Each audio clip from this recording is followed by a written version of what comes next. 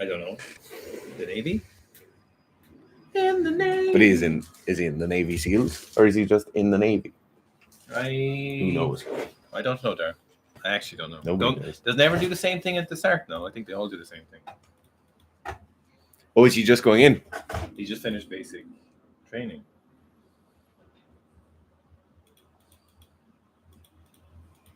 But there's nothing basic about basic training there. Do you know? It's not basic. Some would say it's fundamental. Hi, Pim. Pim says hello.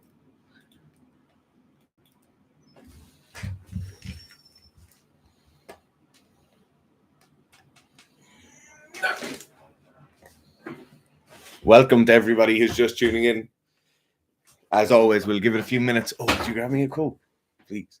We'll give it a few minutes for people to kind of filter in.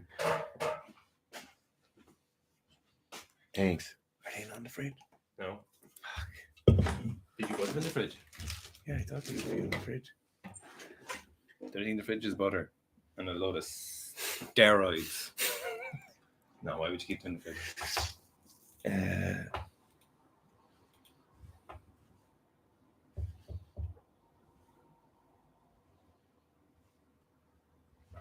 Johnny Harris's What Happens If China Invades Taiwan is nearly 7 million views. How can you compete with that? Also, his videos are phenomenal. I like Johnny Harris. I didn't think you'd like Johnny Harris when I introduced you to him, but then you do like him, you know? Yeah. And that's you just never know. Okay, I'm going to answer Supreme UK or Supreme Puck. Supreme Puck. No, it's Supreme.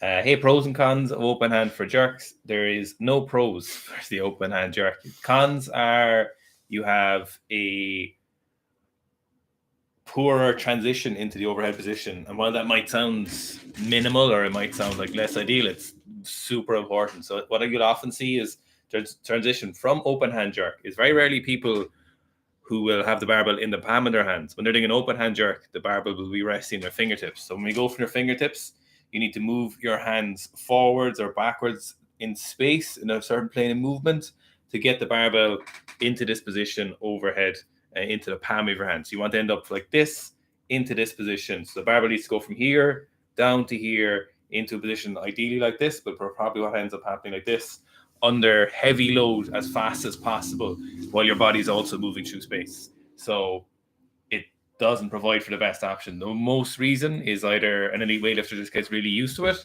but in terms of the layman or the average weightlifter, it's just all negative. I've never seen anyone who's had a better jerk with a closed hand jerk. So you get the closed hand jerk, which is the way you should be jerking. You get a lot straighter punch. This position's a lot straighter. It keeps your upper back a lot straighter. It keeps the appropriate amount of tension in your forearms when you are jerking from the full grip. So that kind of transverses to the rest of your body. The only pros from the open hand jerk or fingertip jerk for people is because they're compensating for lack of mobility in certain areas. So it puts them in a position where they feel like they're in a lot better position and then they can dip a little bit straighter because the rest of their body is not compensating, but it's still an error that needs to be corrected via the mobility and not by changing your weightlifting technique. Yeah, I will say the other major disadvantage that people don't think about is that when they're going from a clean into a jerk, a lot of time we'll open our hands in the clean to get that good position that Gerf is talking about. And then we lose a lot of that pull under strength. So that pull of, as we're finishing our second pull, starting to pull ourselves down, because you're leaving go of the bar here and transitioning underneath, you actually lose a lot of that aggression and a lot of that speed and ability to pull down underneath the bar. So I really don't like it. If you're like the 48 to 55-year-old CrossFitter who can't rack a bar unless it's like barely on the fingertips, then you should probably be jerky at the fingertips for the few months as you're trying to gain more of a rack position. But besides that, there's really no excuse unless you're on a heap of gear and you can't grab the bar. Even then. Just before we go on, so I just noticed there's 46 people and there's only 11 likes, and I'm just wondering this is something we did. Less than a quarter of the people here. It's less than a quarter of the people here. I'm sorry if I did something. Yeah, just like 40 odd people just weren't going to press the like button. I'm sorry that there's something wrong with your feelings that you got upset by something we did. No, like if it's our fault, just let us know, like, because we don't want to continue with this. If for some reason you just won't press the like button, then you're just not telling us why. If it's something I did, let Owen know. If it's something I did, I don't want to know about it. Andrew was saying almost cleared up COVID. Who's getting COVID in June of 2020? 2020. Is it 2022 or 2023? Injuries also clearing up. Nice. Looking very jacked there. Thanks, Andrew. Is HRV worth caring about? What's that say? Hashtag who? Whoop useless. Useless. I made a post on my story saying, and for my next magic trick, I'm going to explain why the whoop can't possibly measure your recovery. So HRV, heart rate variability, right, it's a tool. It's a tool that's used quite effectively in correct circumstances to measure how activated or how relaxed your autonomic nervous system is, right? So in a perfectly relaxed human being, if you're sitting at home chilling out, it might be earlier on in the day and you haven't trained very hard, heart rate variability will be very high, right? So the distance between your heartbeats, so boom, boom, boom, will be very, very sporadic, right? So as you relax more, as you take deeper breaths, as you take shorter breaths, your heart will easily vary your heart rate. It's the best way to be. It's how you should be in a relaxed human, in a relaxed organism. That's how your heart should operate. As we get more and more stressed and those markers of stress and our stress hormones increased, the variability of heart rate will decrease. So it'll be more consistent. Our heart rate may not necessarily go up. Our blood pressure may not necessarily go up, but the variability of our heart rate will change and the variability will go down. So the heart is constantly feeding blood all around the body, so it's ready for some sort of attack or ready for some sort of incident to happen. When people use a Whoop or when people use any kind of tracking watch to measure heart rate variability, they're basically looking for that activation or deactivation or relaxation of the autonomic nervous system. It can certainly be useful in certain circumstances, but I think for most of us, unless you're a full-time athlete in a very, very regimented setup and a very, very regimented routine, heart rate variability probably isn't where you need to be looking. There's much better values that you can track. There's much better there's a suite of things you could be tracking on a daily basis that will give you better data than heart rate variability will get you. But if you're already optimizing all of these things, then heart rate variability might be another useful thing to look into. Yeah. I certainly don't think you can give someone a recoverability score, how recovered they are on HRV though. No, I wouldn't. I don't think it's really worth caring about. It was a big thing about 2013, 2014. Yeah, it was a really big thing about 5 or 6 years ago, maybe a little bit longer, where CrossFitters really honed in on the HRV thing in training, and they'd just be like, nope, can't train today because the thing gave me a red light, the traffic light system. I don't think it's a valuable way of predicting your training. It's probably a valuable measurement to have if you really wanted it.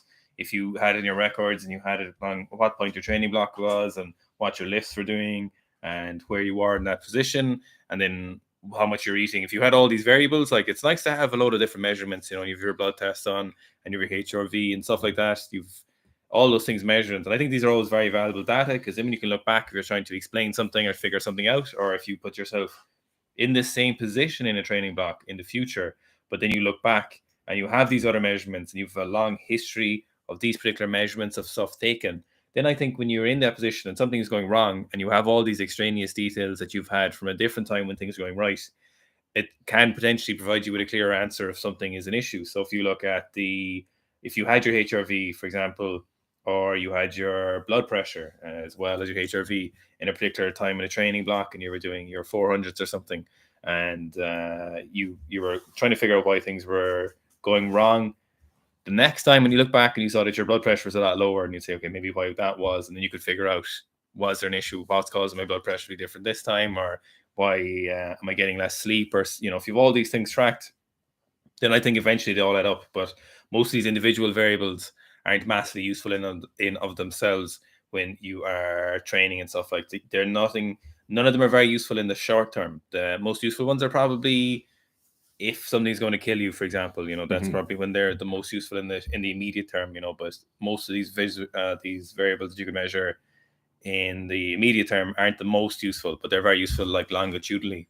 I would say anything that can be measured via without invasive blood testing is probably going to be not as beneficial. So you're probably going to see like an inverse relationship with finding meaningful and more likely to be truthful data. So obviously blood pressure is done on the outside before anyone goes that or whatever. So blood pressure and heart rate, but then everything else is on a sliding scale of usability. So like if you look at recoverability studies, or if you're looking at when studies look to see if an athlete is recovered from a particular protocol, if it's sauna or if it's a supplement or if it's ice cold plunges or whatever, they will always take a lot of different blood metrics. They'll take like blood lactate. They will do specific strength training tests. They'll try repeating their 1RMs and certain things after a certain number of days or immediately after. They'll take creatine kinase levels. They'll do a bunch of different things that take a lot of work and a lot of time that your currently your watch metric measuring device can't do yet. Eventually there'll definitely come a point where, you've seen those continuous blood glucose monitors and you smack one on there and you see the crossers using it. And again, they've ran with something before, really. Someone's ran with them and took their money and then didn't really have any valuable way of providing them a service from that, so something will come eventually where you'll be able to put it on your arm. It'll be like a continuous blood glucose monitor and you'll have a lot more reliable data. And that's something I would definitely be interested in looking at. Ultimately, though, of course, WADA will hijack that then, and there'll be tracking. The ethics question around, can you actually do that and track people 24/7? And then people will argue, well, if you've nothing to hide, you shouldn't need to do it. And then there'll be, what's that? That's like, that's like saying you don't need free speech because you've nothing to say. Yeah, that's that kind of thing. So anyway, but long story short, I don't think the HRV is something. If it was, it would have still been around by now. I think in some ways that's not obviously a foolproof method of judging something's worthwhile, but it is certainly a method. It really died off out of nowhere. Yeah, it's still studies being written on it. Obviously, a lot of the stuff has become proprietary information now that companies have. So like Whoop, and Garmin and Polar and all those companies have their data now, and Apple have their data, and these studies are kind of being done somewhat behind closed doors. My main thing with recovery markers for most athletes is you'll know when you're not recovered, and most of the time that we get athletes that they say like, oh, we're kind of struggling going into a session, or that's actually not true. Perceived fatigue is always lags behind actual fatigue. No. If you leave me finish my point. No, I'm not letting you finish your point. So most of the time when you get athletes going into a session and they say like, oh, I'm not feeling great today, the protocol is you still continue through with your session as normal. You go through what you're programmed to do for that day, aside from like pain or injury or an acute issue. And most of the time you'll find that they'll be able to do that session absolutely A-okay. Like they might feel bad as they're warming up. How many people go to do a heavy session and they'll be picking up the barbell and it won't feel great. They'll end up PBing at the end of it. You really have no idea how you feel like in relation to how actually recovered you are. I thought you were saying the opposite there, and I was no. That's what I was saying. So there's some evidence recently that your perception of how recovered you are lags behind how actually recovered you are from the metrics we're talking about, and it lags behind a few days. So oftentimes everyone will notice who trains. They'll be sitting at home and they'll be like, Jesus Christ, I have to go training later. And they're like, there's no way I'll be able to do that session. No. And then you go in and do the session and everything goes perfectly well. And you're like, that is confusing. This is an abusive relationship. But that is, it's very, very interesting. That's kind of part of the reason, it's one of the big reasons we don't like the auto-regulation thing for training, is because, you start introducing a lot of variables and you start giving people options, and invariably most people will pick the less hard option, especially if they feel like they're fatigued. And then when they're warming up, they won't even put themselves in the mindset that they should be going for something a little bit harder today, But there's a good evidence that your perception of your fatigue lags behind how actually recovered you are. So long story, basically, you might feel more fatigued than you actually are. You might feel less recovered than you actually are, even though you're more recovered. On that point as well, everybody, when you talk to them first, is like, oh, I'm going to be the person who pushes extra hard. I tend to overdo it a small bit. I want to do more training. Even those people won't have a good idea of how fatigued they are. Even the lunatics who are like, I want to keep training harder and harder, still won't have a good idea of how fatigued they are. I routinely am like, I have no idea. But now at this stage of my training, 'cause I've been training for so long, I know it just doesn't mean anything. Yeah. I'm like, oh yeah, that like I'm like, I don't feel I can train now. And they're like, sure, we'll have to see and start lifting. Like, whereas, you know, you could mistake it for being like, geez, I'm definitely too fatigued. I better not train today. Now there is definitely cases again where you're like, okay, where there is a threshold where you're like, no, I am too tired. I definitely shouldn't train Yeah. today. Oh, absolutely. But they are very clear and very distinct from the kind of, oh, Jesus. Just being a little tired. Mike Evo Style says happy Mondays. You skipped Madjusm. Oh, sorry. Yeah. Matjusm. Matjusm 1 says, what's your advice for getting through a long-standing squat plateau? Rotating your squat program. The rotating your squat program, for sure. Well, in general, most of the time you talk to people who've been in a squat plateau for ages, they'll be like, oh, they'll name out all the things they do. So usually they do normal squatting, it will stop. Then they'll try squatting more. That won't work. Then they'll go to some sort of weird variation like pause squats, tempo squats, front squats, safety bar squats. Then they'll go back to squatting more. Then they'll try another variation, and people will do that. You don't need to do anything special with the squat at all. You just need to keep squatting twice per week. You need to accumulate, more than likely, you need to accumulate more volume early on. You need to do more of the 10s, 8s, and 6s. You need to do those 8s, 10s, and 6s for much, much longer and actually bring the relative weight you're working at up significantly. So then when you get to higher or lower sets or lower reps and higher weights, that actual weight will be much higher. But you don't need to change anything. Don't go for pause squats. Don't go for tempo squats. Don't change the bar you're using. Don't do more squatting. Just do twice a week, like on the RTA, and you will be all good to go. I think the worst mistake you can make when you have a squat plateau, and of all exercises, a squat plateau, is doing more squatting is definitely the worst thing to do. It's the last place I would stop. And you're like, well, because like if it's a bench or something, a lot of times with the benching, it's time to do more benching, you know. Or with the deadlift, it's like maybe it is time to move up from 1 times a week, maybe. But with squatting, it's almost always the wrong answer is to do more squats. So not more squats per session. What people often do is increase the frequency, but keep their volume the same or slightly more just by the nature of because they're doing another session. Usually they will be like, okay, I'm squatting twice a week now and it's just going nowhere. I'm going to start squatting 3 times a week. But really what's more important is what ends up happening in the industry, it just gets kind of worse. People and they get more fatigued, or they'll get into this really shitty place where they're able to do like 100 and they'll get to do like 97% for sets of 5, but still can't hit a new 1RM, you know. So it's don't start in a squat plateau by doing more sessions of squatting. Just before we go on, I just noticed again, you know, there's like 95 that ratio people. Again. There's like 95 people here, and maybe our answers just aren't good enough. Maybe people just don't enjoy the live stream, and they won't like the video. Because like if you enjoyed the live stream, you'd like the video, you know. Yeah. It's just so strange that. Oh, one person liked it. That's great. Oh yeah, one person. That's great. Oh, thanks. 1 out of 95 of you. Okay, so InDev says home gym update. Owen ? Gym is built, right? The gym looks so good. The gym is amazing. Yeah. We were talking to different companies about getting stuff, and long story short, it's not going where we want it to go. So we're just going to build it ourselves. However, while I might be beholden to Seeking Strength, I'm more beholden to my wife, and she wanted a wood floor in the sitting room. And so that took priority for a building project recently. So the sitting room was floored yesterday. Fitz very, very graciously gave up all of his Sunday to help.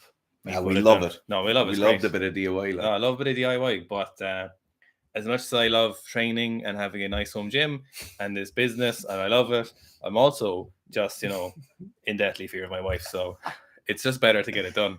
So I'm going to say, I'd love to say this week. I actually was thinking we could do it Thursday or Friday. Yeah, I'd love to get it built this week. So we're going to try build the most vibration proof, most soundproof platform you can build by yourself. With materials that are available to you. The one thing is it won't be the finances on that is going to be lower because we're going to prioritize, not lower, sorry, prioritize you making cheap will be lower on the thing, and actually won't be a priority as much as make it the most vibration proof, most soundproof platform. So then when you do that, then invariably what happens is people are like, oh, you know what, I can get that cheaper, you know. Whereas if we show you the best way to do it, or the best way we think you can do it, then you can scale down the price, you know. But if we do it the cheapest way, it's kind of like, could it be better? You know, it gives people more room, because very often people are better finding cheaper things rather than finding better things. So we're going to make it as good as we possibly can. Okay. George Latter says, seen you talk about nasal breathing in some recent videos. What are the benefits you see? Any good resources to learn about it? The reason I talk about nasal breathing is because my tooth is moving, because I can't breathe through my nose. That's the only reason. Garf has loads of other reasons. So I was going to do my third biochemistry of performance video on nasal breathing, and then I got kind of sick of reading all the papers. But I think I know what I'm going to do next. But so basically, nasal breathing, number one concern for nasal breathing is that nasal breathing, especially as a child, but also as an adult, but especially as a child, changes the shape of your face and adversely affects the development of your jaw.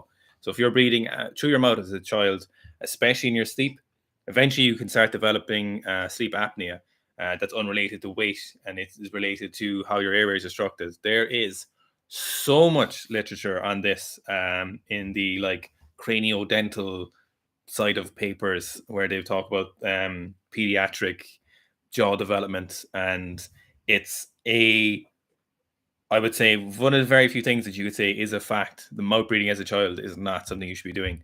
You should be nasal breathing as a child, and nasal breathing in your sleep. And there's ways to correct it in children, which we're not going to obviously go into now. It involves a stick and beating them. So that's the most, for me, that's like the biggest reason, is it's not how you're supposed to be. It changes the way your jaw develops and your airway passages change.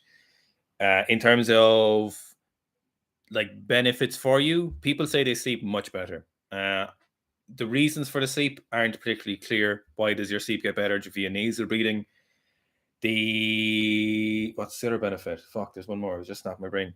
Okay, so in relation to exercise, right? Exercise one is a little bit more contentious, but there is evidence towards the positive. So in relation to nasal breathing, at the same intensity of exercise across people, on average, your blood pressure is lower. There is one good study on runners, and their running economy was better. Their VO2 economy was better. Not their peak VO2, but their economy for the oxygen exchange, from what I remember, was better for the nasal breathing. But the important thing in this study, these were runners who were familiarized with nasal breathing. So that was the really important thing, is they didn't just go from mouth breathing their whole life, mouth breathing exercise, into the nasal breathing. They were accustomed to nasal breathing runners. So I think there was like 12 or 14 or something in the study. So the problem with this is, if this is something you should be doing the day you're born, and you spend your whole life mouth breathing, and then you change to nasal breathing, and even if you've been nasal breathing for years, if you've already developed from mouth breather, it could be already biased from the get-go. You could already be seeing incorrect results, or what naturally should be there if you're nasal breathing from the onset, or from when you're born, So there's quite a bit of studies on it. It's quite interesting. I would definitely be nasal breathing at rest, nasal breathing when you're sleeping, nasal breathing for moderate exercise. And then I would refrain from making a comment on maximum intensity exercise, what should be happening. It's the long story short, your mouth is for eating and not for breathing and talking shit. Yeah, my massive thing is like this. My nose happened when I was like 21, and my teeth were always straight, and now my nose isn't perfect anymore, and one of my teeth is moving. And so my dentist has told me to try and prioritize nasal breathing. I'm trying to get an operation on my nose. Just for everyone watching, so I'm going to show you what correct posture for your mouth is at rest. So close your mouth, lips are sealed. I want your teeth lightly touching, and then you get your tongue onto the roof of your mouth. You press it against the roof of your mouth. So you sit up, lips are sealed, teeth are very, very lightly touching, and then your tongue is pressed against the roof of your mouth. And that's how you should be at rest for basically posture. That's mouth posture. That's correct mouth posture. There is studies on twins. So that recessive jaw, what's it called? And like a receding jawline. Yeah. So you'll see a lot of twins, not a lot of twins, but they've 1 or 2 studies where one twin was a nose breather, one twin was a mouth breather, and the mouth breathing twins' jaw was really recessed. So they end up being really ugly. So that's the problem. One of the weird things in terms of jaw development is that, you know, it's like, don't grind things, don't squeeze things hard, but your jaw, you know, like all other tissue, responds to mechanical stresses and it responds to them favorably. Now, we're not talking about getting a dig in the face with a hurley or something, but we're talking about like eating very hard to chew foods, consistently chewing, like putting mechanical stress on your jaw to develop the way it should. And maintaining the posture of your mouth seems to be a favorable adaptation for your jaw. So, yeah, you've asked about a year's worth of reading, and I hope I gave you the synopsis. Maybe I should do a longer video on it. I think you should. Van Hu says, is there any benefit of big biceps for weightlifting? I'd say there's definite negatives for big biceps and weightlifting in terms of rack position, in terms of early arm bend in the snatch, early arm bend in the clean. Biceps really aren't that useful. One area where they are useful is obviously in the pull under, particularly the pull under in the clean, because you have quite narrow grip. You can get that vertical pulling down of your torso quite good if you have strong biceps. I don't think the size of bicep is in any way important. Like a bigger bicep will be in no way beneficial, really. The only time I see like actual mass in the arms having any influence is like youth athletes and smaller weight class female athletes when they're in the rack position here, having very little stability, and this movement, like flexion of the elbow or stopping flexion of the elbow as they start to dip and drive, having some more tissue there might be more beneficial. But in most cases, lads having bigger arms is worse for their weightlifting. You said, it sounded like you were saying from a northern English accent. More tissue. More tissue. More tissue. Tissue. Do you know, for a while, in like this kind of like in the latter half of the last century, sports scientists thought, specifically weightlifting sports scientists thought, that bigger muscles might provide more intramuscular pressure and make you slower. Obviously, the muscle bound, the volume of your muscle obviously was obviously irrelevant to how fast or slow you. There was too many other things involved, like. But Cahill O'Brien wants to know: is Coke the national drink of Sikhistan? Coke Zero is probably the national drink.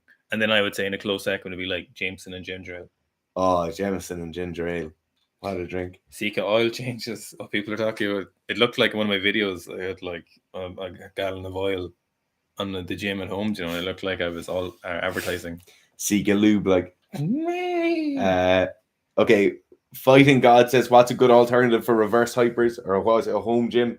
So, in my opinion, the best one you can get is to like build some sort of platform with a hollow underneath. Now, that's not that easy to build. You know, you're essentially building a table that's 4 feet high, strong legs, and then that would be an unweighted reverse hyper. What tends to work quite well, though, for a lot of people, if you've like an open windowsill where you can drape your body over, or even like a heavy duty table or workbench where you can drape your body over, have your hips hanging off the edge, your feet aren't going to ever hang in all the way underneath, but you'll still be able to get most of the movement, you know. If you have none of those, you can go to the top of your stairs, have a stack of plates at the top of the stairs and leave your hips hang off the top step, and you'll be able to hinge down. Now, you'll probably only be able to hinge down to 45 degrees or whatever the angle of your stairs are, but you'll still get some of that pulling up, like the concentric, and you'll get some of the eccentric as well, but you won't ever get that hanging and whatever Louis Simmons used to call it, like lengthening under tension or something, which is really just eccentric loading. But lengthening under tension while not under load or something. But Louis. Lupert. Sorry, I just keeps happening like that. 130 and 80 people have liked it. I'm starting to get emotional. Can you please like the video, lads? Because Garf is going to log off, and it's emotionally abusive here. Will Galloway says, hey guys, love the content recently. Would you be able to talk about strict press and how it carries over to Olympic weightlifting and how frequently you should do it? So there actually a study came out recently. I think it's from the Italians, so I'd be very inclined to believe it. They do a shitload of sports science. They write a lot for the EWF Scientific Magazine, which is actually pretty terrible a lot of times because it's not related to weightlifting, but there's good science in it. Long story short, they found a positive correlation between the jerk and the weightlifter strict press. Weightlifter strict press during the pressing area their jerks were actually faster, a little bit faster than they are now. So from the evidence point of view, strict press is definitely good for your jerk. How frequently you need to do it is about twice a week for the vast majority of everyone is beneficial, because in weightlifting, we're not actually massively worried about how big your 1RM is for your strict press. Really what we're worried about is like the frequency has enough. So it's kind of like an attenuation of the muscles involved. You get it from doing the strict press frequently enough, so twice a week, moderate sets and reps will actually be perfect. Now, if you're very, very bad at it, you probably should be looking to increase your 1RM, but you can look to increase your 1RM over the period of a year or two. Having a massive 1RM won't really have a direct carryover, whereas if someone never went for 1RM but consistently strict press for a year, you definitely see a benefit to that, and you'll see a benefit within like kind of 2 or 3 months, I'd say, if you get consistent with it. So a lot of times, for example, my athletes will be like, oh no, I failed a set of strict press, and it's like, cool, it doesn't matter, whatever, we'll just drop the weight back and do more strict press, and it'll have its carryover. Now, of course, you're still looking for a bigger 1RM, but you're not really prioritizing it. So frequency is the most important thing, and it definitely has a big carryover. Like when I jerked 190, my strict press was just the week after I hit the 120, or the week earlier, 2 weeks earlier. So like it's so beneficial. Now you don't have to strict press 120, but it wouldn't hurt. It'd be great if you did. I would say on the strict press as well is a lot of the time you get weightlifters who'll go down the strict press road quite hard. They'll start doing things like they'll be floating the bar above their collarbones and really strict pressing it as if they were going to strict press a max weight.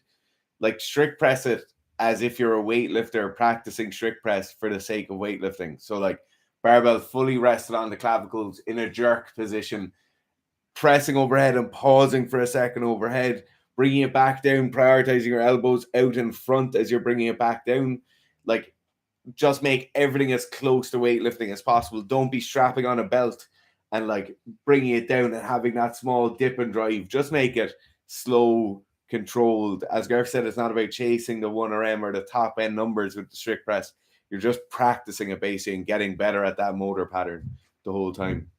Sorry, guys, to interject. People are saying you talk about Mew study, you mean mewing. No, I don't mean mewing. No. Otherwise, I would have said mewing if I meant mewing. So mewing is when you continually apply a lot of pressure for a defined period of time, like an exercise. John Mew or whatever is the dude who invented that. We're just talking about breathing through your nose. But also the posture I was talking about there is posture at rest, and that's different from mewing or doing your mewing exercises. I have no opinion on the value of mewing. I've heard both good and some bad things, but some very good things. But the jaw posture at rest isn't the same as doing the mewing exercises, just to be clear. Just in case anyone goes looking at mewing and they think that's what you're supposed to do. I don't have an opinion on that, and I don't know. I'm not sure about it, to be honest. Okay, Carlos Flores says, dealing with mobility imbalances, ? So we can go through this and we'll give a few examples, right? So mobility imbalances, most of the time, people are talking about they'll do a test of flexibility and they'll have a difference from side to side. Right ankle is tighter than left ankle, and it's less flexible. And then they'll approach that with some stretching, static stretching, manual work, loaded work, and they'll try and make that level of flexibility. So the ability of a joint to go through that range of motion better. Mobility issues could be, you might be able to do a full pistol squat on the right hand side, but not do it on the left hand side, even though you have the exact same level of flexibility, but you wouldn't be able to control that flexibility through range of motion. So with mobility imbalances, it's a slightly different thing, because the mobility imbalance could be due to the lack of a correct motor pattern. So you might be able to kick a ball very well on one side and go through the whole range of motion with your foot or with your leg. And then on the left side, you mightn't be able to bring your leg all the way up, even though you have the same level of flexibility from side to side. So with mobility, if it's an ability to control movement through a range of motion, then it's a skill thing. It's a practice thing. You just need to approach it. If it's a flexibility thing, I would just say go after it hard. Like do your unilateral flexibility work or your unilateral range of motion work every single day, multiple times per day, ideally. And don't just do, like, if it's your ankles, don't do a 10-second ankle stretch. Make sure you're still doing it on both sides. It's not like if your right leg was better than your left, it's not like your right leg will suddenly continue to get better than your left leg. You're not going to increase that imbalance. Keep doing it, same amount of time, same amount of force on each side. Do it very frequently. and then do it at the point of intensity where it's like mild discomfort. You shouldn't be tearing your leg off or tearing your arm off, but also you shouldn't be able to go into like a shoulder stretch and stay like this for 30 seconds and have no level of discomfort at all. Like that's probably valuable in a slightly different setting if you're trying to get a joint to relax out or something. But in terms of actual flexibility work, you need to be under load. Like the intensity needs to be not insignificant for you to actually bring about some change and tear that muscle or lengthen that tendon slightly. Joseph Owen is saying, is tracking foot contacts a reliable way of measuring plyometric loading, or do some exercises need to be treated more carefully than others? Yes to both of your questions. So they're not independent of each other. They're not mutually exclusive. So tracking foot contacts is definitely a certain way of measuring it. You'll see in some studies, measuring volume. You can just measure the number of things you're doing. It doesn't need to be... That's one way of describing it, but there's nothing particularly wrong with just saying I did 6-7 jumps or whatever, or you had 6-7 contacts. It doesn't matter so much as long as you just keep using the same measurement. But of course, then the second question is you need to be smart and interpret what each one of those ones means. What does each contact, So 5 drop jumps is obviously totally different to 5 squat jumps where you're rebounding a lot. That's so much different. So the metric you're using to measure is perfectly fine. But yes, you also need to be very diligent and understanding of your loading, like you would with any exercise. You wouldn't consider your dumbbell, bench press, sets and reps the same kind of impact factor in your fatigue like you would set to 10 in the back squat or something. Yeah, I don't like measuring foot contacts for plyo work for the athletes you work with just because it's cumbersome. I'd much prefer just like, because otherwise you get a foot contact comparison between broad jump and squat jump, like Gerf is saying. I just prefer to have it as jumps, sets by reps. Yeah, that's it. Yeah, definitely. Like your intensity is height of jump, length of jump, amount of rebounds, whatever weight or load they're pushing against. But foot contact is cumbersome. Like it's an academic measure really, rather than a practical application measure. I don't know if they use the force plates, or I think they have a different way of measuring it sometimes. That's easy. A lot of time they have an accelerometer on the person. They I think it up. But I know some of the wristwatches do that. I don't know how accurate that would be though. Yeah. Okay. Len Kent says, well, lads, when you first started coaching, did you get insured or anything similar to that? Absolutely. So when I started coaching first, the gym I was coaching in, you had to have an applicable level of coaching qualification. So that would be like BWL, Weightlifting Ireland, UKSCA, one of those coaching certs you'd have to have. You'd have to prove that to your insurance, and then you'd be insured underneath the gym you were coaching. When I opened my own gym, our insurance policy had a bit more rigor than that. They'd want all of your qualifications you've done so far, and then your insurance premium will be done on that. Nowadays, when we go to a gym to give a seminar, we're covered under the gym's insurance. And so everybody signs a waiver when they come into the gym. Myself and Owen are underneath that umbrella of the facility we're coaching within. But absolutely, if you're coaching people, you really need that as a minimum. Someone can have a heart attack in front of you that had nothing to do with you, and then you're in trouble. They'll come back and haunt you. Yeah. Financially and metaphysically. Elliot Hooker says, how much weightlifting do you recommend alongside your squat program? So if you, Elliot, were somebody who really needed a big PR in their back squat in 8 weeks, if you were getting a professional back squat contract and you really needed a big back squat, I'd recommend no weightlifting alongside it.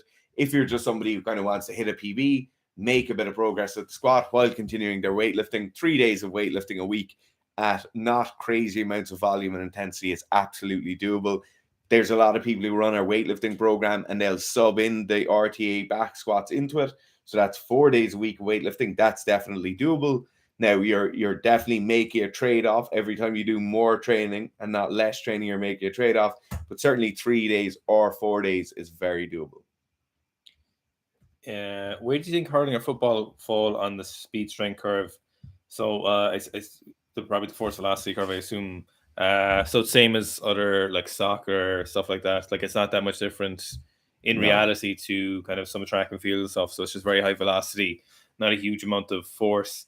Like I know you have a little bit of force production when you're coming to kind of hitting the ball, but it's fairly like a child can kick a 45. So it's like not hugely, what's it in hurling? 65? 65, Yeah, 65 in hurling. So like the force production isn't massive. Now I know you have a little bit of contact, maybe a bit more so in hurling. You might argue in compared to football. I'd say football is a bit higher, like you more strength, more like hitting and grappling with people. Hurling is very free and open, but so like measuring where that would be on the curve or kind of trying to pinpoint it, I'd always put it close to the higher velocity, but then looking for in realities of the game, being a bit of a horse would make a big difference as well, I think. But you'd never sacrifice that force production for your high velocity stuff, because the maybe getting to the nitty gritty of like hurling and football, but I don't know how often the physicality is winning your matches as opposed to being very fit and very skillful. The physicality helps when it comes to it, but no one's really making the game except for Tyrone in the early 2000s, where they were just trying to hurt people in football. But other than that, I think you'd be prioritizing high velocity stuff. Definitely doing strength training, obviously, without a doubt. That goes without saying, of course. But when you're putting it, like when you get down to brass taxes, it'd be the high velocity kind of things and very low force. Like you'd be well down here in the corner if velocity is on your axis moving up.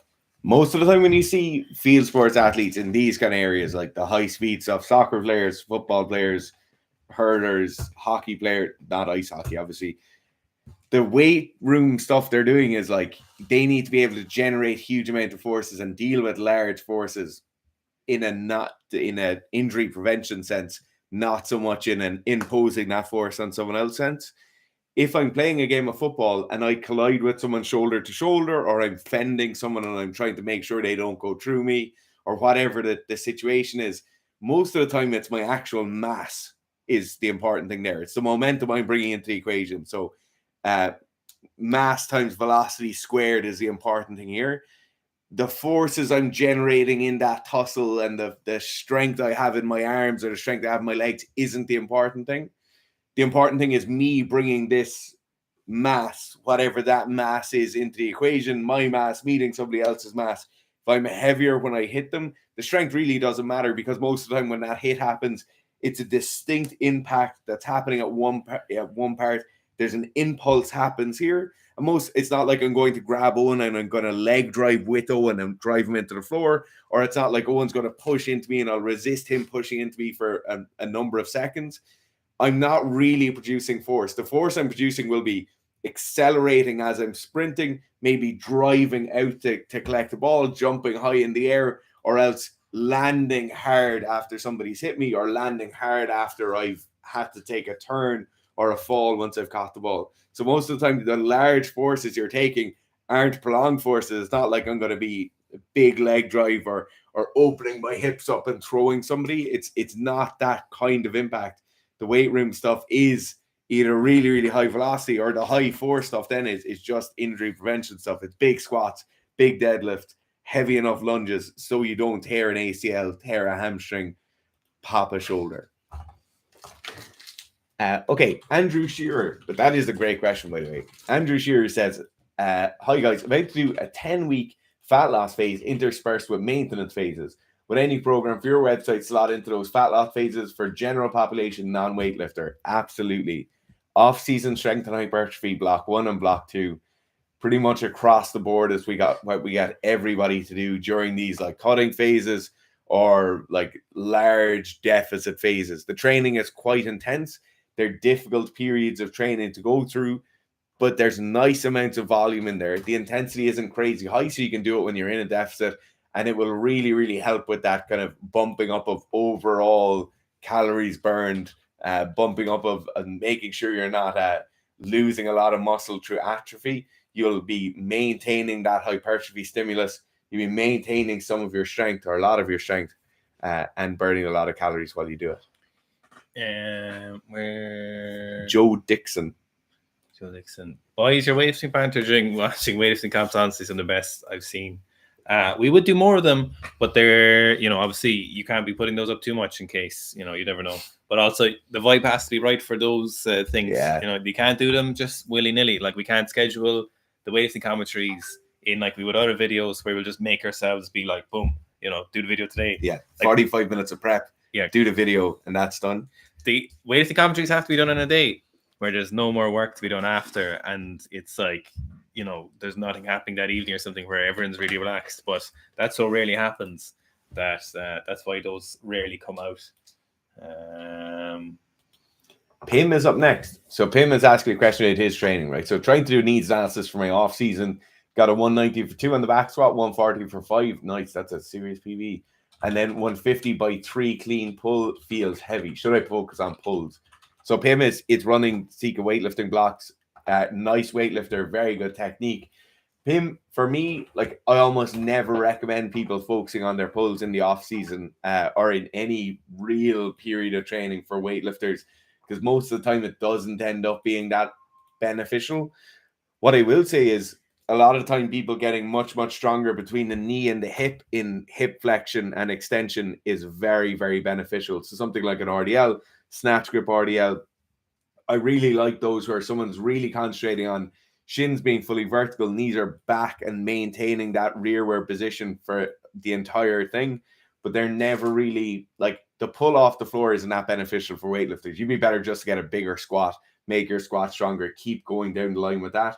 But where a lot of people struggle is that shoulders fully over the bar position when the barbell is passing their knees and maintaining that very strong position. Like, if you look at somebody like Klokov, that hang position when he pause snatches 200 kilos, that hang position is very strong. For a lot of us, our backs and our posterior chains aren't that strong. That's actually where the deficit in our pull strength lies. It's in that fully extended over position. So if it was me and I was trying to plan out a bit of an off season, I'd probably do something like snatch grip RDLs or just strict RDLs from the rack, walking them out over in that fully overly extended position for a long time, focusing on maintaining upper and mid back posture, making sure my hamstrings and my lower back are working the whole time. Reads comics lift weights. I have my conventional deadlift up to 288. Very nice. That's like 620 or something. I can only pull heavy twice a month for recovery and pushing squats hard. Is that okay for progress? Yeah, definitely. Absolutely. You'll definitely see, like, deadlifting will tend towards lower frequency. Like the normal is like once or twice a week, and then it's very rare high frequency deadlifting is a thing. Like, everyone kind of inherently realizes that high frequency deadlifting is not going to be super productive. So when you're at those numbers, like, if it's only twice a month that you can do heavy deadlifts, and that's perfect. That's absolutely acceptable for sure. I wouldn't be concerned about that. If your progress is still going well and you feel like what you're doing now makes sense, then I think that is a yes, bueno. Paul McCallie asks, won't be able to lift 2 months over the summer break. Any mental tips for losing strength and size? So the first thing is you can do loads of isometric work. You can do loads of body weight work that's going to make you better when you get back to lifting. The next thing is you're definitely going to lose strength and size. That's just normal. If you're not losing size, you're definitely losing muscle tissue or lean muscle tissue. You're not going to be... Nobody will go away from training for 2 months and not have had some sort of physiological change, particularly with their muscle mass itself. So I'd be staying on your isometrics, being very, very diligent with isometrics and bodyweight work, doing those every single day if you can. Then I'd look at if there's any other deficits in my game, like if you're a powerlifter, if you're a weightlifter, if you're a CrossFit, are there any other deficits that I can do right now when I'm not able to lift that are going to make me better afterwards? So if you're a powerlifter and your work capacity is poor, maybe you could do a track session 2 or 3 times a week, get your work capacity much, much higher. Maybe you could do some high intensity interval training at body weight for 4 weeks over that 8-week period, get your work capacity up. Maybe you're a weightlifter and you're struggling in certain areas of mobility or flexibility. You can work on those diligently the whole time. So don't think that just because you can't lift over summer, you can't make any actual progress. You probably can't make progress in terms of the main lifts themselves. Like, that's going to be very, very difficult to do. But you can certainly make progress in those kind of ancillary areas that will make it easier to get back to training and make progress in your training when you do come back.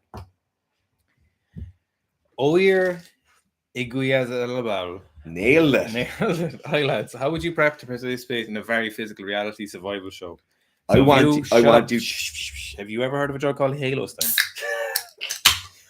I want you, Oyer, Test to email us. Deca EPO. I want you to email us with your details, with the details of the show you're going on, and we're going to make a video about going on the show and writing a training program for you going on that show. I'd be so interested in doing that. That'd be very, very good. Would you guys recommend? I hope you're actually Aaron. I hope you're not just asking a hypothetical question. I hope you're actually. No, going on I really hope you're fit to be so enthused about that. I love a novel training stimulus. I'd give you a 22, a lot of runs ammunition, a small hatchet, some kind of sharpening tool for your hatchet, like a 4-inch blade, and then just a heap of gear. just test no ester every day. Would you guys recommend curling in your toes like Gabriel has mentioned? No, I don't think so. You should definitely be in a nice active position if possible, but Gabriel's curling his toes, I think, is more of a kind of thing he just kind of got used to, rather than... I'm actually still not even sure exactly what Gabriel meant by curling in his toes. No. Derek is a charlatan. Okay, Pablo 2004 says, you said on a video for old people learning weightlifting that if they don't hit 120, 150, they're not going to be good weightlifters. If I'm 18, 63 kilos and start weightlifting during this summer, what numbers should I have next year to know I'll be a good weightlifter?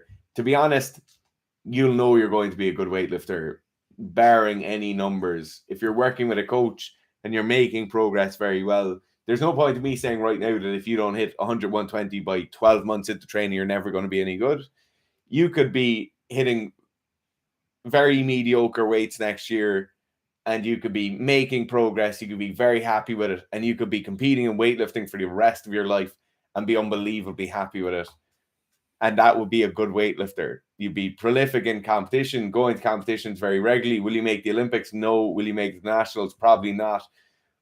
But there's no real reason, like, you're not going to make your money off weightlifting, or it's very unlikely you'll make a living off of weightlifting. So in terms of like numbers, you'll know if you're going to be world class within the first 12 months. You won't need us to say it. In terms of an 18-year-old starting weightlifting, if they were going to be world class within a year, definitely 100, 120 is probably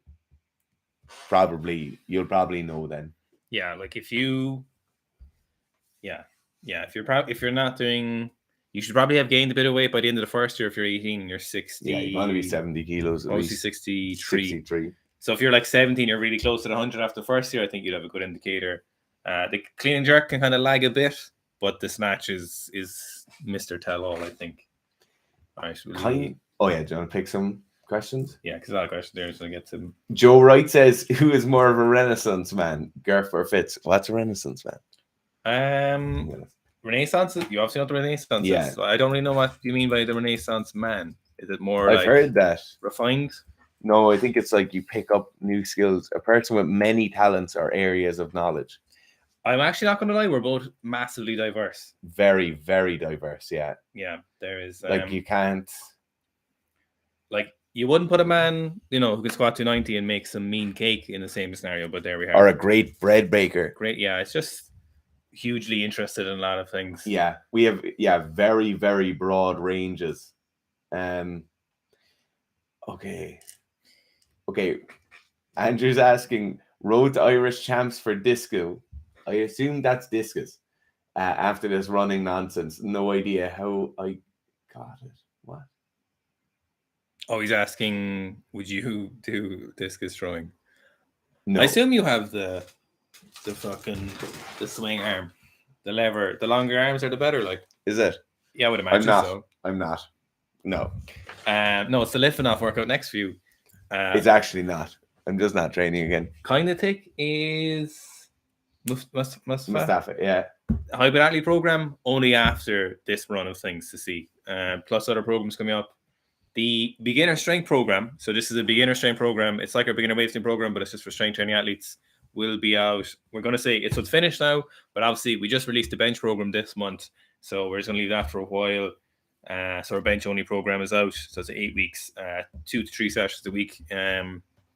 The beginner strength program will probably do it in July, depending on how the close release is going in July, if we get to it in July.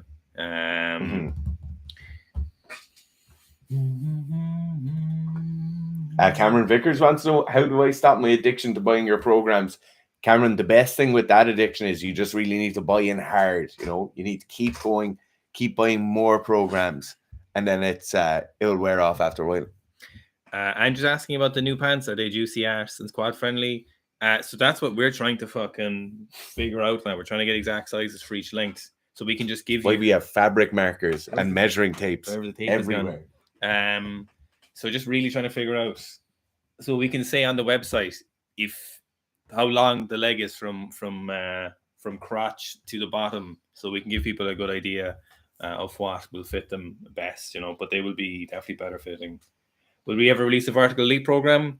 Yes. Well, it won't be vertical elite per se. It'll be a plyometric program, but not this summer, I would think. GRKD Stud 97 says, why is creatine not banned by WADA?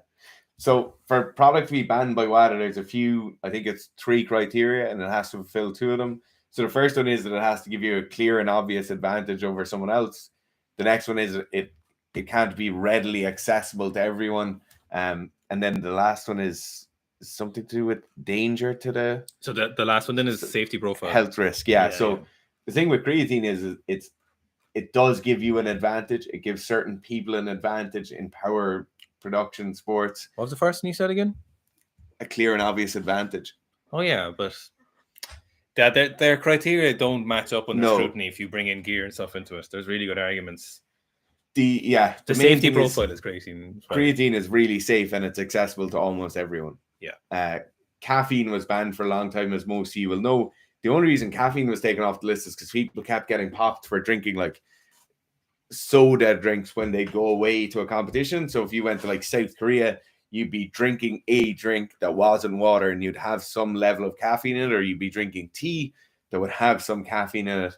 And now suddenly somebody's getting popped because they had a drink that they didn't understand what was in it. Banning caffeine was some fucking dumb shit. Yeah. But then maybe banning everything is some dumb shit, girl. You might say that. Thomas Parker says, hey lads, just bought your fixed snatch program. It's only 2 weeks. Shall we start running it with another program? You can. Obviously, you can do your own training. You don't have to run any other program. You could, for example, you could run it with the clean program if you wanted to improve your clean at the same time specifically.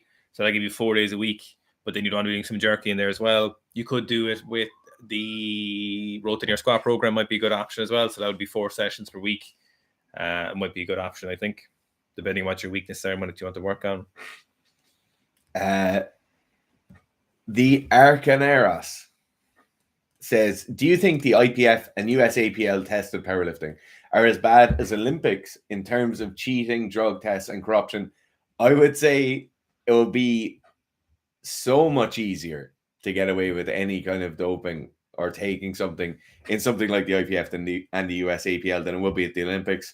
Most Olympics most Olympic athletes are handled with a lot of care in terms of out of competition testing. IPF and USAPL out of competition testing is essentially CrossFit out of competition testing. It doesn't really, it's in no way the same thing as what UCADA or the Irish Anti-Doping Agency would do for out of season Olympic athletes or out of competition Olympic athletes. I know for multiple friends of mine who would be in high level sport over here would have to fill out whereabouts forms all the time, would get tested out of competition all the time. Actually, the weightlifters don't get tested that much, but the other sports, like even sailors I know who've gone to the Olympics, are filling out whereabouts forms very, very frequently, are getting tested out of competition very, very frequently. And that just doesn't happen in the IPF. It really doesn't happen in the USAPL. So it would be much easier to get away with that in tested powerlifting. And so you can assume that if it's much easier to get away with, more people get away with it because more people try it. So take from that what you want. An interesting one there. So Daniel's saying he's walking the Camino del Norte, Santiago, 800 plus kilometers in September with a backpack. Any tips on how not to lose too much body weight and strength during this month? So for the not losing too much body weight, calories are absolutely, without a doubt, number one here. So number of calories, protein and carbohydrates, fats, all of them, every one of them, as much as you can every day, I would say would be the most important thing here. In regards to what that is, like I know there's so many different kind of snack things you can get that are like mad high calories. I would just have a bag full of like protein bars and Pop Tarts. Yeah. So that's the main one. The body weight is calories anyway and anyhow. If you should listen to Daniel, you should listen to Ross Edgley's book on the Great British Swim. That's one of my favorite books ever. But I think you should definitely listen to it and not read it. Listen to the book; it's so much better. I fucking love it. I've listened to it. It's the only audiobook I've re-listened to. It's so compelling. But he talks about, he was literally just it was like eat, sleep, swim, eat, sleep, swim. Like it was like 8 hours of swimming, 8 hours of sleeping, 8 hours of swimming, 8 hours of sleeping. And he was just the amount of calories eaten, something like 10,000 calories a day or something. Like most recently, he was talking about every hour of swimming, he was eating 125 grams of carbohydrates. And I mean, he was literally still in the pool, like he'd be still in the lake eating the stuff, you know. I really want to get him on the podcast. I want to go train with him, but he's impossible to contact. If anyone wants to go harass Ross Edgley's Instagram and say you should talk to Seek Strength, that'd be great, because that would be really good. Not possible to contact. It's just impossible. But that's in the body weight thing. Now on the strength loss thing, right? You're going to lose strength without a doubt. But what I want you to do is I want you to do isometrics pretty much every day at the end of your day, at the end of the walk. And the reason this is because when you finish your walk and you come back to strength training, your tendons will be hugely desensitized. And I know you're going to get some kind of tendon pain, especially in your knees if you go back squatting.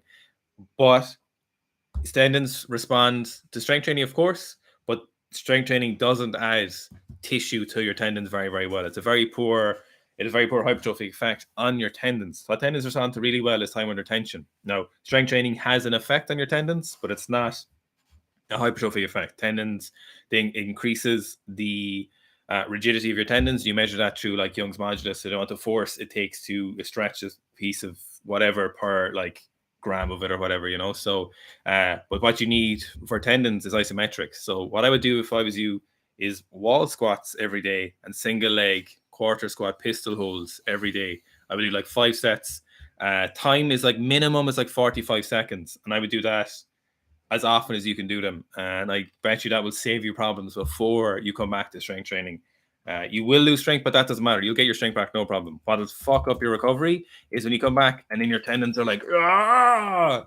They're absolutely murdered and they're seriously inflamed. Whereas if you stay on top of your isometrics while you're doing the walk, it'll probably help how your feet and ankles and knees probably feel. But more importantly, when you go back to strength training, it will help you mostly there. This is the last one for me. Ross Thompson says, was just watching your More Plates, More Dates video.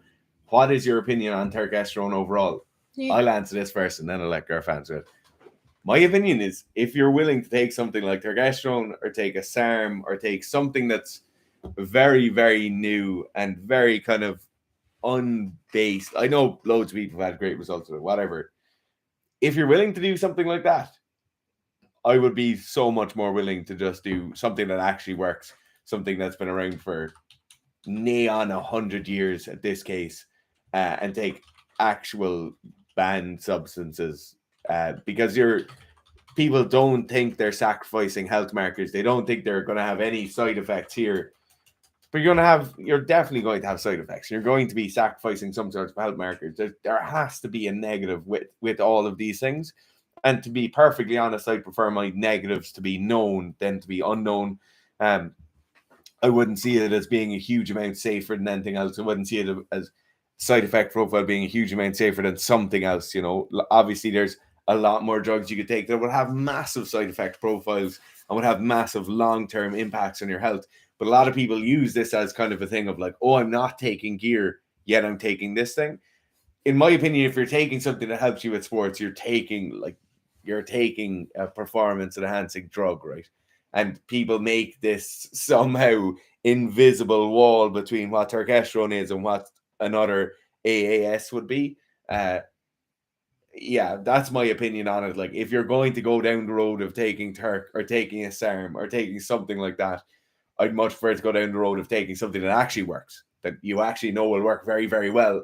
So you'll probably have to take much less of it for a much shorter period of time, and then have a known side effect profile that you can combat, and that you can do active steps to combat that side effect profile, and then stop taking it when you need to stop taking it, rather than it being this kind of thing of like, oh, I took testosterone for a while, and then I took ostarine for a while, and then I took this for a while, now I'm taking these other few things for a while, and they're all great. Now I'm taking ashwagandha after that, and there's no side effects.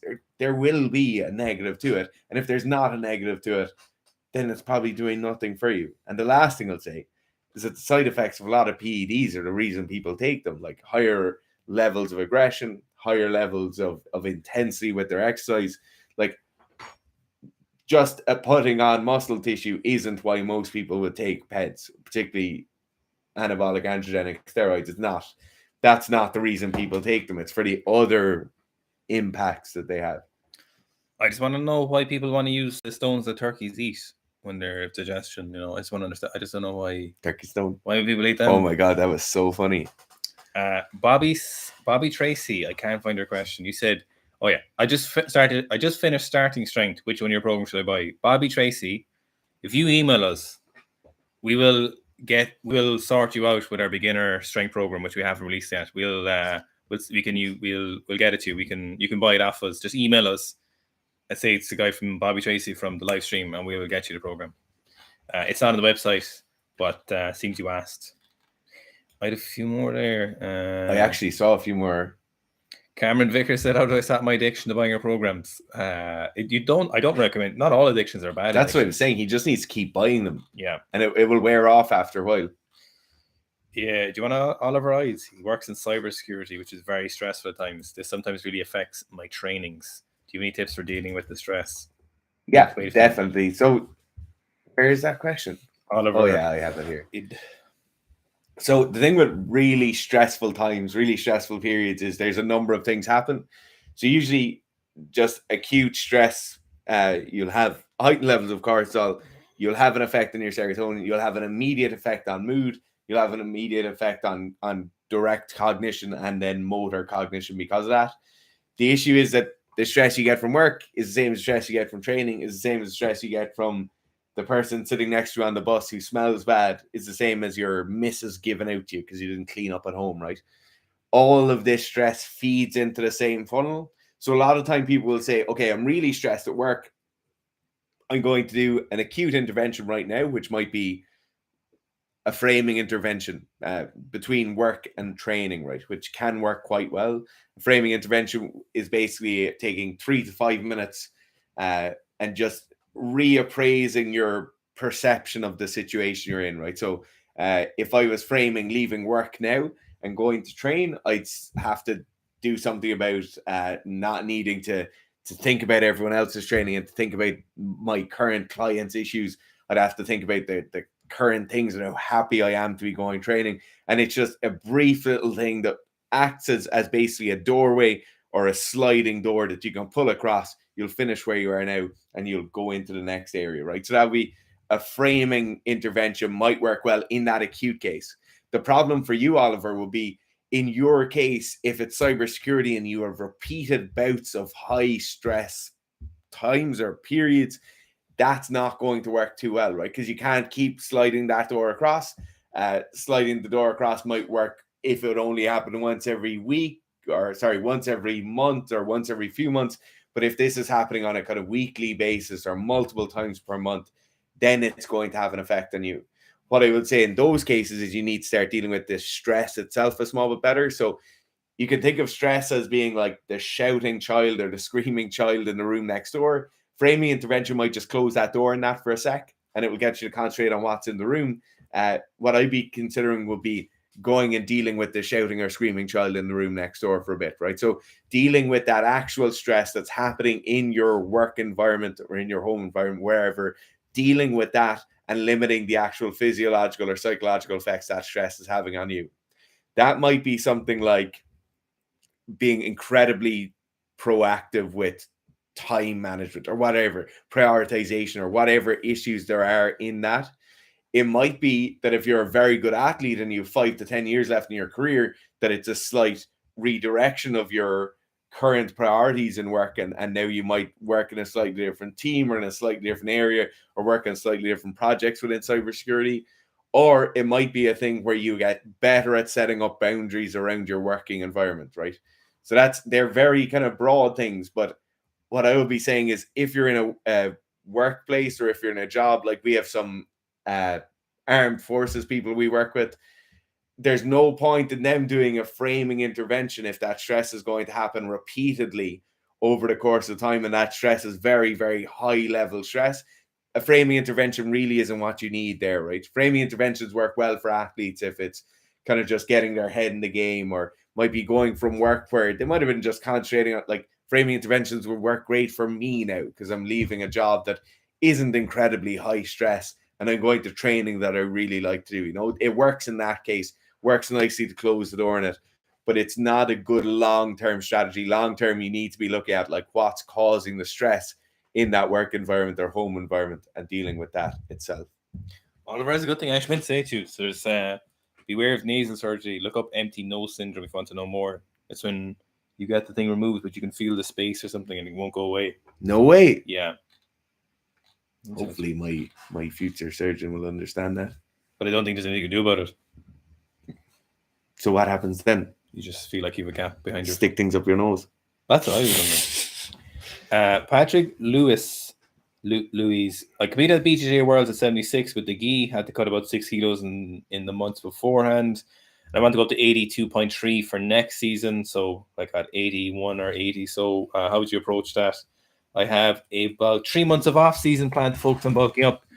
I've been over 82 before, so happy getting muscle will be a bit easier than building it from scratch. So first of all, kudos on being a jiu-jitsu athlete who's taking an off season, which is generally what the jiu-jitsu athletes do, is they'll keep going and then they'll hit the wall and they'll get injured, and their injuries is in their off season because they've been injured. That's not a real off season. So fair fucks you for approaching your training in a smart manner.